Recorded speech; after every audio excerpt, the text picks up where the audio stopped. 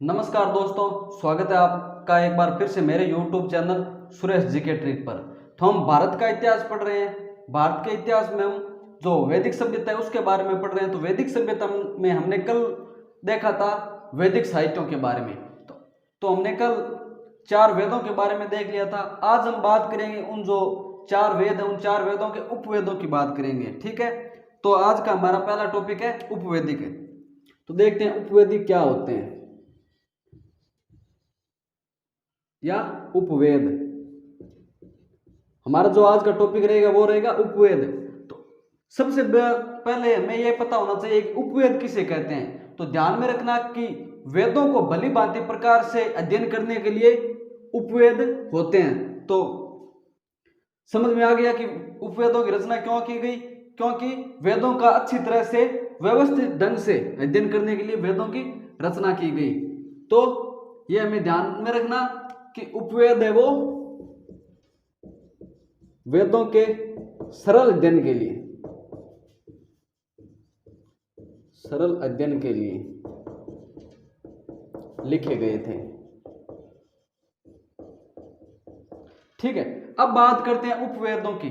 तो हमारे वेद 4 हैं, तो 4 वेदों के 4 ही उपवेद होंगे। तो उनके बारे में देखते हैं कि कौन सा उपवेद किससे संबंधित था, उसके रचयिता कौन है और कौन से वेद से कौन सा उपवेद संबंधित है। तो सबसे पहले हम 4 वेद है उनके बारे में लिख लेते हैं। ऋग्वेद, दूसरा हमारा है यजुर्वेद,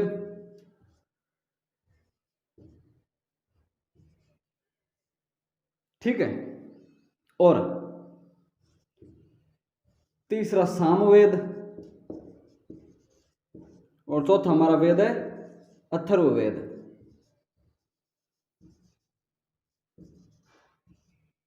ये तो 4 वेद है। अब बात करते हैं इन चारों के उपवेदों की।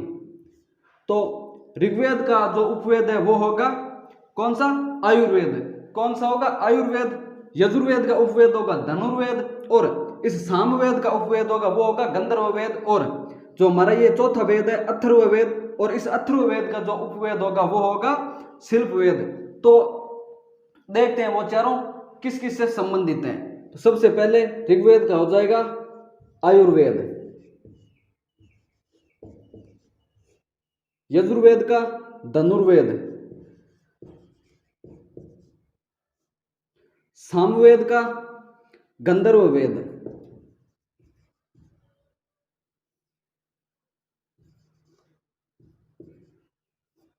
और इस अथर्ववेद का हो जाएगा शिल्पवेद।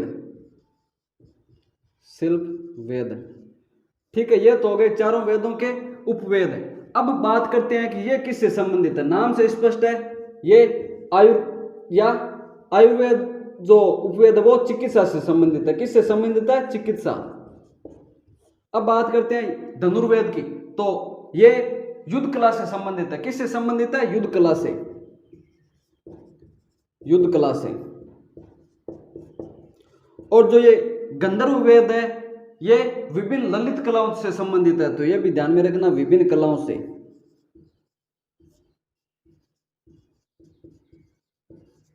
और जो हमारा चौथा उपवेद है शिल्पवेद।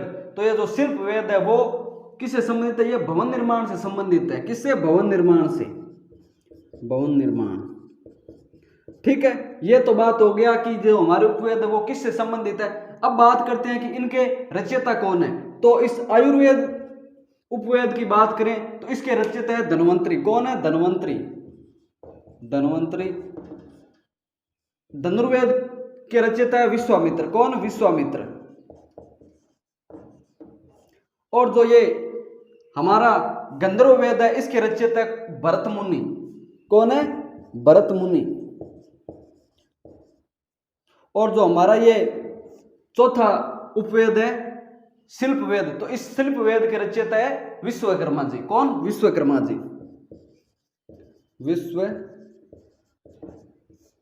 जी। ठीक है, यह तो बात हुई हमारे चारों उपवेदों के बाद कि कौन सा उपवेद किससे संबंधित है और किस उपवेद की रचना किसने की है। ठीक है, यहां तक समझ में आ गया होगा अच्छे से। तो आप नोट कर लीजिए और अच्छे से देखिए इसको।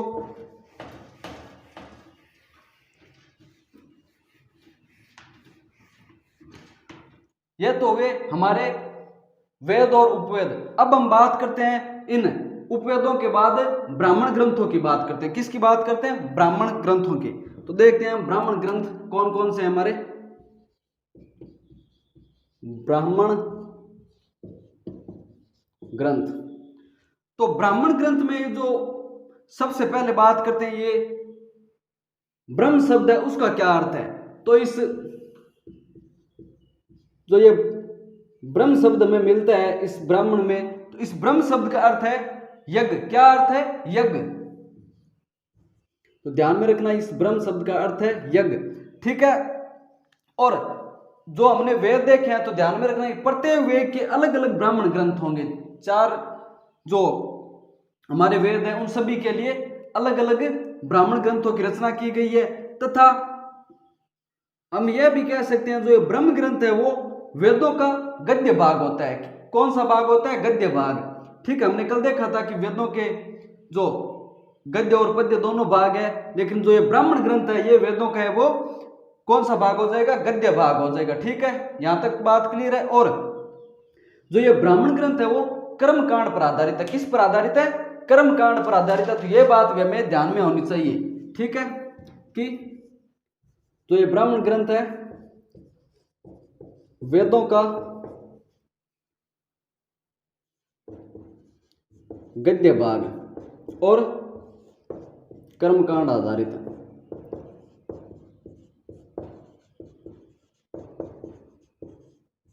ठीक है। तो यह तो बात हुई ब्राह्मण ग्रंथ की। अब हम देखते हैं जो हमारे वेद हैं उनके कौन कौन से ब्राह्मण ग्रंथ हैं उनसे संबंधित, ठीक है। तो सबसे पहले जो हमारा वेद है ऋग्वेद। कौन सा? ऋग्वेद। तो ऋग्वेद से संबंधित कौन कौन से ब्राह्मण ग्रंथ है उनकी बात करते हैं। तो ऋग्वेद से 2 ब्राह्मण ग्रंथ संबंधित है। कितने संबंधित है? 2। और वो 2 कौन कौन से है? वो है कौशितिकी एवं ऋग्वेद से संबंधित हो जाएंगे कौशितिकी एवं ऐतरेय। कौन से? कौशितिकी एवं ऐतरेय। तो उनके बारे में हमें ध्यान में होना चाहिए कि कौशितिकी एवं ऐतरेय। तो ये बात हमें ध्यान में होनी चाहिए कि इधर तो हो जाएगा वेद और इधर हो जाएगा ब्राह्मण ग्रंथ। ब्राह्मण ग्रंथ, तो उनमें से ऋग्वेद से संबंधित 2 ब्राह्मण ग्रंथ मिलते हैं, वो है कौशितिकी एवं ऐतरेय। अब अगला जो हमारा वेद है वो कौन सा है? वो है यजुर्वेद। तो देखते हैं यजुर्वेद से संबंधित ब्राह्मण ग्रंथ कौन कौन से हैं। यजुर्वेद, और यजुर्वेद से संबंधित ब्राह्मण ग्रंथ है, इससे भी 2 ही ब्राह्मण ग्रंथ संबंधित है। वो कौन कौन से हैं? तैत्तिरीय और शतपथ। कौन से? तैत्तिरीय और शतपथ। दो तैत्तिरीय एवं शतपथ, ये इससे संबंधित। ये तो हो गए ऋग्वेद से और ये हो गया यजुर्वेद से, ठीक है। अब अगला हमारा है जो वेद है वो है सामवेद। कौन सा?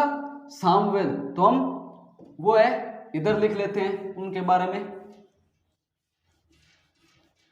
कि हमारा तीसरा जो वेद हो जाएगा वो हो जाएगा सामवेद। तो सामवेद से संबंधित ब्राह्मण ग्रंथ कौन कौन से हैं? तो इससे संबंधित है वो एक, तो इससे कुल मिलाकर 3 जो ब्राह्मण ग्रंथ है वो सामवेद से संबंधित है। वो कौन कौन से है?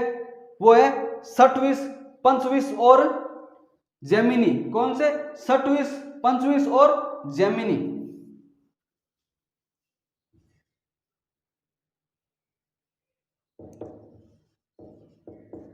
षट्विश,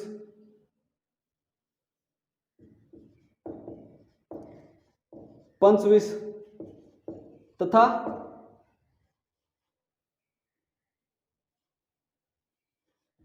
जैमिनी। यह 3 ब्राह्मण ग्रंथ है वो किससे संबंधित है? सामवेद से संबंधित है, ठीक है। अगला जो हमारा वेद है वो है अथर्ववेद। कौन सा? अथर्ववेद।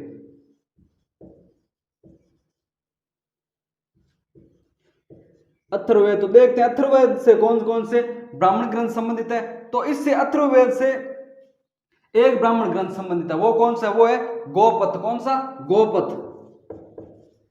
गोपथ, ठीक है। ये हो गए हमारे 4 वेद और चारों वेदों से संबंधित ब्राह्मण ग्रंथों की बात। तो ये हमारा ब्राह्मण ग्रंथ है वो कंप्लीट हुए, ठीक है। यहां तक समझ में आ गया होगा, देख लीजिए अच्छे से।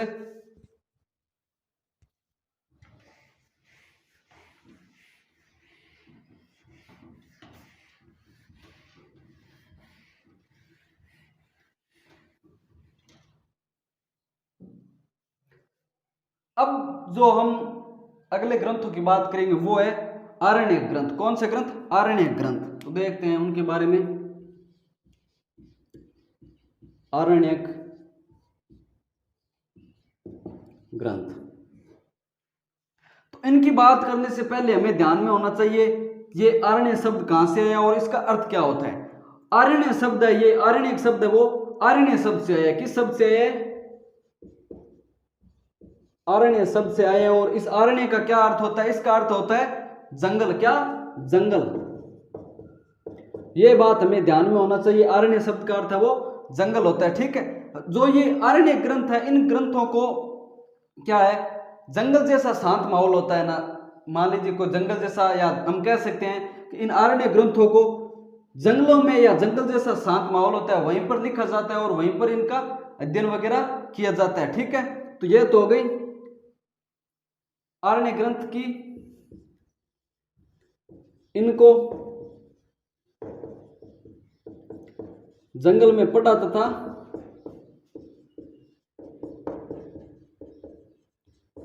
लिखा जाता है, ठीक है। अब जो ये आरण्य ग्रंथ है, इन आरण्य ग्रंथ है, इनको ब्राह्मण जो हमने देखे थे ब्राह्मण ग्रंथ, उनका उपसंहारात्मक मानते हैं। क्या मानते हैं? उपसंहारात्मक। ये भी हमें ध्यान में रखना है कि आरण्य ग्रंथ है वो ब्राह्मण ग्रंथों के उप संहारात्मक है, ठीक है। ये तो बात हुई ब्राह्मण ग्रंथ के उपसंहारक की। अब जो ये आरण्य ग्रंथ है, इसमें हमें क्या जानकारी मिलती है? इसके हम बात करें कि आरण्य ग्रंथ के विषय क्या है। तो इस आरण्य ग्रंथ के विषय आत्मा, परमात्मा, जीवन, मृत्यु, मोक्ष आदि इसके विषय हैं। तो इसके विषयों की बात करें, विषय आत्मा, परमात्मा, जीवन, मृत्यु व मोक्ष, इस आरण्य ग्रंथों के यह विषय है, ठीक है।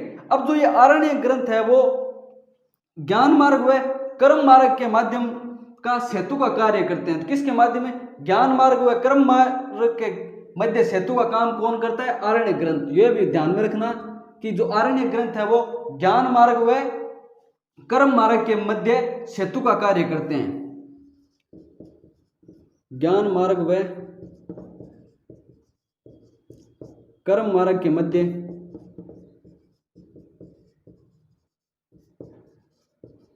सेतु का कार्य किसका है? इस आरण्य ग्रंथ का, ठीक है। यह तो बात हुई हमारे आरण्य ग्रंथ की। यहां तक अच्छे से समझ में आ गया होगा, देख लीजिए, नोट कर लीजिए इनको।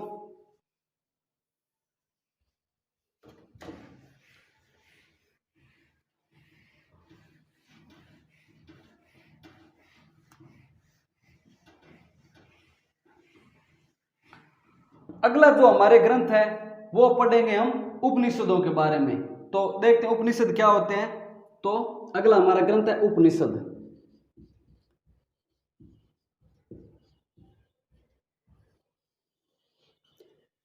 तो सबसे पहले हमें पता होना चाहिए कि उपनिषद क्या होता है। तो उपनिषद से तात्पर्य उस ज्ञान से है जो गुरु के पास बैठ कर लिया जाता है। तो प्राचीन समय में क्या होता था, इतनी कोई सुविधा नहीं थी, तो जो प्राचीन समय में लोग ज्ञान प्राप्त करने के लिए गुरु के पास जाते थे और गुरु के एकदम समीप बैठकर जो ज्ञान प्राप्त करते थे उनको उपनिषद कहते थे। और उन जो वो ज्ञान था उनको लिपिबद्ध किया गया, तब वो उपनिषद कहलाए। तो ये बात हमें ध्यान में होनी चाहिए कि उपनिषद का तात्पर्य गुरु के पास बैठकर ली जाने वाली शिक्षा।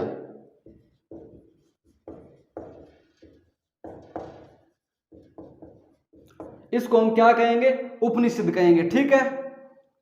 अब जो ये उपनिषद ग्रंथ है वो भी किस पर, जो ये उपनिषद है वो ब्राह्मण ग्रंथों में बताए गए कर्म कांडों की निंदा करते हैं। किसकी निंदा करते हैं? कर्म कांडों की। ये भी हमें ध्यान में रखना है, कर्म कांडों की निंदा करता है। कौन करता है निंदा कर्म कांडों की? उपनिषद। ठीक है। अब जो ये ग्रंथ है इसमें क्या बताया गया है? आत्मा व परमात्मा का जो दार्शनिक चिंतन है वो इस उपनिषद में बताया गया है। किसका चिंतन? आत्मा व परमात्मा का दार्शनिक चिंतन है वो इस उपनिषद में बताया गया है। तो इसमें आत्मा परमात्मा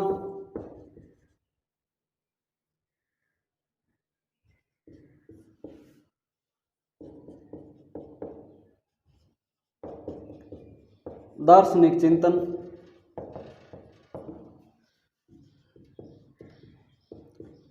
बताया गया है। ठीक है। अब जो ये उपनिषद है इनको क्या मानते हैं? जो ये हमारे उपनिषद है इनको भारतीय जो दर्शन शास्त्र है, या हम बात करते हैं कि भारतीय दार्शनिकता है, उसका मुख्य क्या मानते हैं? मुख्य स्रोत है वो उपनिषदों को मानते हैं। तो ये भी हमें ध्यान में रखना, भारतीय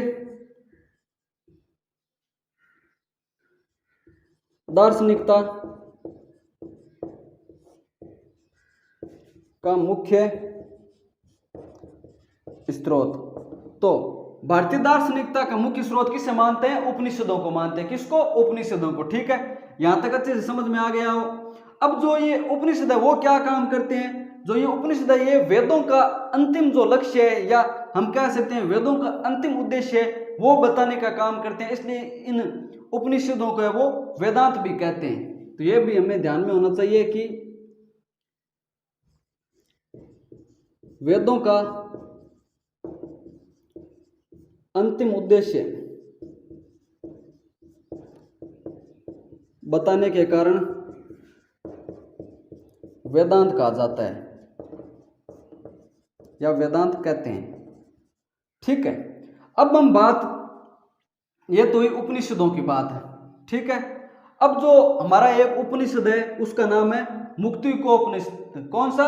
मुक्तिकोपनिषद है वो इन उपनिषदों में आता है। तो ध्यान में रखना कि मुक्तिकोपनिषद के अनुसार 108 प्रमाणित उपनिषद है। कितने प्रमाणित उपनिषद है? 108। उनमें से जो प्रमुख उपनिषद है वो कितने? 12 है। तो ये हमें ध्यान में रखना कि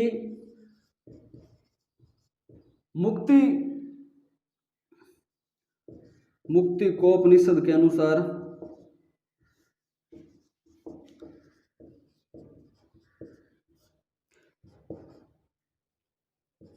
108 प्रमाणित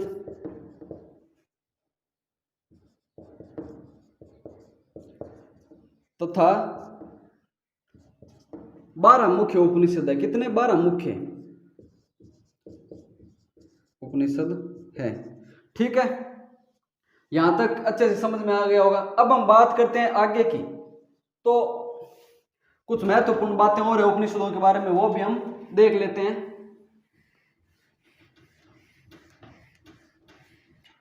तो यहां तक समझ में आ गया कि मुक्ति उपनिषद के अनुसार कितने? 108 प्रमाणित उपनिषद है। उनमें से 12 प्रमुख उपनिषद है। तो उनमें से एक दो जो ज्यादा इंपॉर्टेंट है उनके बारे में हम चर्चा कर लेते हैं। कि जो हमारे भारत का आदर्श वाक्य है सत्यमेव जयते, तो वो कहां से लिया गया है? तो ध्यान में रखना, जो भारत का आदर्श वाक्य है सत्यमेव जयते, वो मुंडकोपनिषद से लिया गया है। किस उपनिषद से लिया गया है? मुंडकोपनिषद। तो ध्यान में रखना कि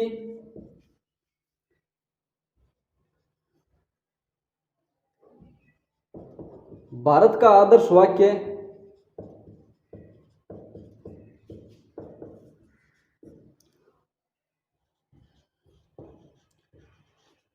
सत्यमेव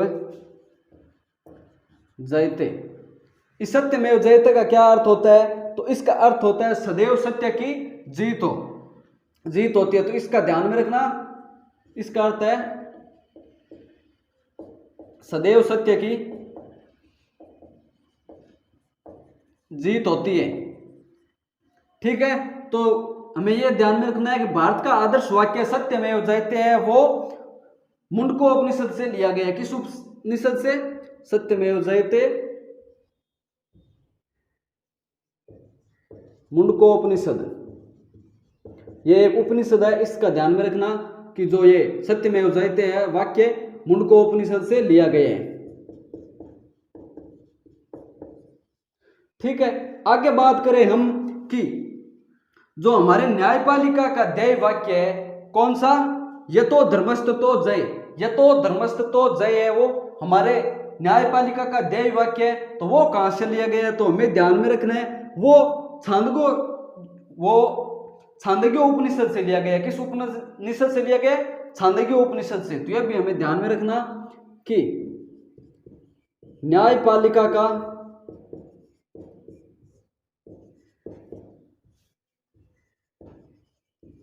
ध्येय वाक्य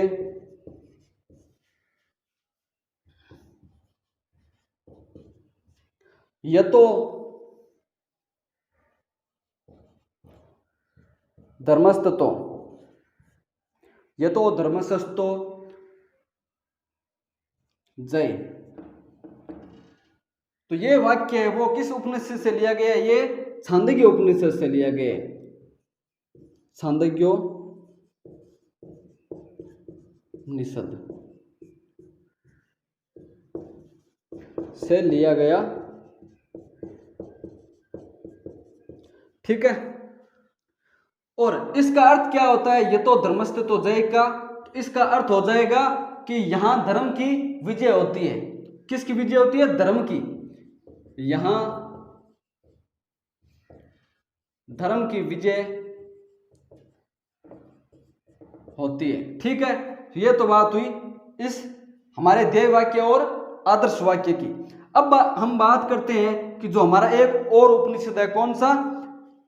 वो है जाबालोप उपनिषद। कौन सा? जाबालोपनिषद। तो उस जाबालोपनिषद है उसमें क्या बताया गया है? व्यक्ति के 4 आश्रमों के बारे में बताया गया। किसके बारे में बताया गया? 4 आश्रमों के बारे में। यह भी हमें ध्यान में होना चाहिए कि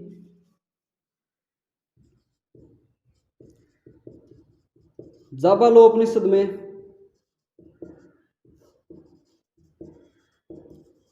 व्यक्ति के 4 आश्रमों के बारे में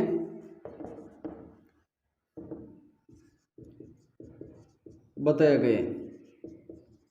ठीक है, अब हम बात करते हैं कि ये 4 आश्रम कौन कौन से होते हैं। तो 4 आश्रमों में पहला होगा बाल आश्रम, दूसरा गृहस्थ आश्रम, तीसरा वानप्रस्थ आश्रम और चौथा होगा वृद्धाश्रम या संन्यास आश्रम। तो उन चारों के बारे में हमें ध्यान में होना चाहिए।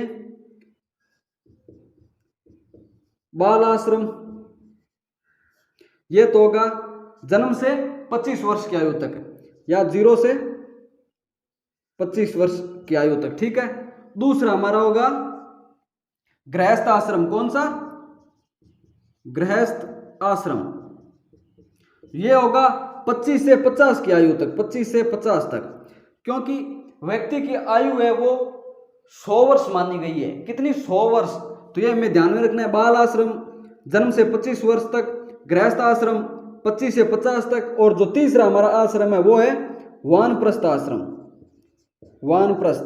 तो ये वानप्रस्थ आश्रम है वो 50 से 75 की आयु तक माना गया है। कितना? 50 से 75 तक, 50 से 75।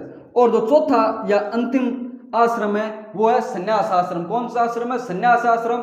जो संन्यास आश्रम है वो 75 वर्ष की आयु से 100 वर्ष या मृत्यु तक माना गया है। संन्यास आश्रम 75 से 100 या मृत्यु तक ये माना गया। ठीक है, यहां तक उपनिषद के बारे में देख लिया, अच्छे से समझ में आ गया होगा। तो इसके बाद हम आगे देखते हैं। ठीक है, यहां तक आप अच्छे से नोट कर लीजिए।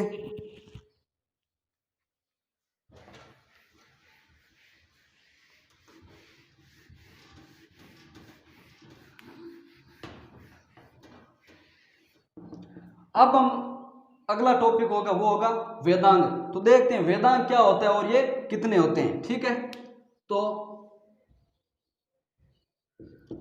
वेदांग, वेदांग का अध्ययन करने से पहले सबसे पहले तो हमें ये पता होना चाहिए कि वेदांग क्या होता है। तो वेदांग क्या होता है तो हम देखते हैं, वेदों को भली भांति समझने के लिए इन वेदांगों का उपयोग किया जाता है। तो ये ध्यान में रखना, वेदों को समझने के लिए, ठीक है, वेदों को समझने के लिए हमें वेदांगों की आवश्यकता होती है। और ये वेदांग कितने होते हैं संख्या में, वेदांग संख्या में 6 होते हैं। कितने? 6। तो ये बात भी हमें वेदांगों के बारे में ध्यान में होनी चाहिए कि वेदांग है वो संख्या में 6 होते हैं। तो हम बात करते हैं कि 6 वेदांग कौन कौन से होते हैं। तो वेदांगों में 6 वेदांग होंगे, शिक्षा, कल्प, व्याकरण, छंद और निरुक्त, ज्योतिष और हमारा जो अंतिम हो जाएगा ज्योतिष। ये हमारे 6 छंद हैं। इन 6 छंदों के बारे में हम 6 वेदांग हैं। इन 6 वेदांगों के बारे में हम एक एक करके देखेंगे। ठीक है, तो पहला हमारा वेदांग होगा वो होगा कौन सा? शिक्षा।